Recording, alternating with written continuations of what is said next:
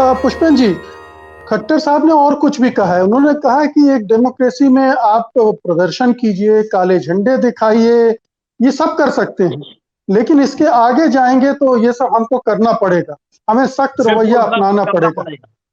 जी, तो सिर्फ उड़ना नहीं कहा उन्होंने, लेकिन हाँ, जाहिर है कि अगर किसी को डिफेंड कर रहे हैं तो यहाँ भी वो जा सकते हैं। तो क्या वो ये कहना चाहते हैं कि आंदोलन उग्र हुआ तब इस तरह की नौबत आई, और आंदोलन उग्र होगा तब उस तरह की चीजें की जाएंगी, अन्यथा आप करते रहिए, हमें कोई फर्क नहीं पड़ता आपके आंदोलन से?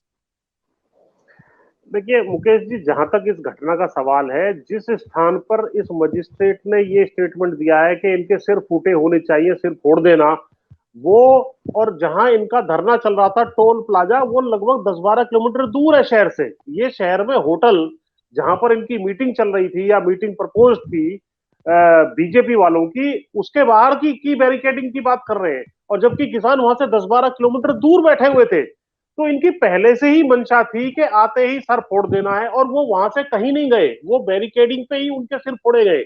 यानी कि किसी और मजिस्ट्रेट ने भी जो वहां वहां होगा, बैरिकेड पे होगा, उसने निश्चित रूप से कहा होगा कि आज इनके सिर फोड़ करके इनको भेजना है, इनको सबक सिखा के भेजना है।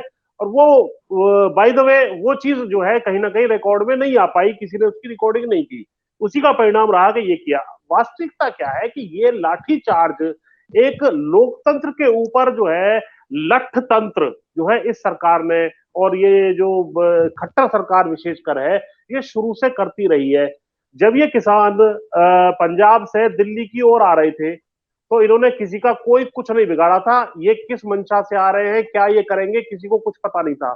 उसके बावजूद भी इसी खट्टर सरकार ने मोदी सरकार के इशारे पर यह कोशिश की कि भाई सड़कों में, हाईवे के ऊपर ट्रेंचेस खोद दी, हाईवे के ऊपर जो है बैरिकेड लगा दिए, कंटेनर लगा दिए, लाठीचार्ज कर दी, पानी की बौछारें डाली। इनका मानना यह था कि इतना लंबा काफिला है, जहां ट्रेंचेस वगैरह खोदोगे तो ये वहीं के वहीं अटक जाएंगे, कुछ दिनों बाद वहां से भाग जाएंगे, दिल्ली तक नहीं ये ना पाएंगे। तो इन्होंने पहले से ही टकराव की स्थिति खट्टर सरकार ने किसान विरोधी नीतियां अपनाते हुए की है। अब ये जिस प्रकार का स्टेटमेंट आ रहा है, आज दो स्टेटमेंट प्रमुखता से जो आए इस घटना के बाद, एक मेघालय के गवर्नर साहब का स्टेटमेंट आया। उन्होंने बहुत महत्वपूर्ण बात कही है। उन्होंने ये कहा कि भाई देखिए, सर तो जो है, अगर इसी तरह की घटनाएं होंगी, सर तो आपके भी फोड़े जा सकते हैं, यानी कि किसान अधिकारियों के भी फोड़े जा सकते हैं, उसके बाद जो है नेताओं के सर भी फोड़े जा सकते हैं।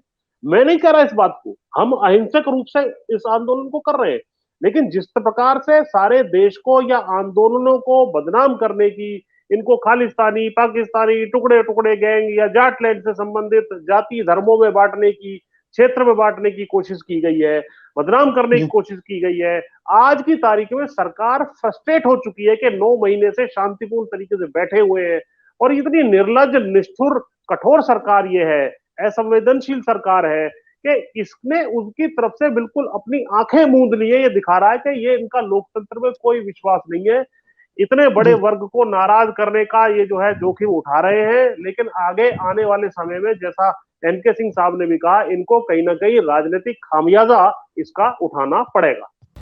सत्य हिंदी का ऐप डाउनलोड करें गूगल प्ले स्टोर पर।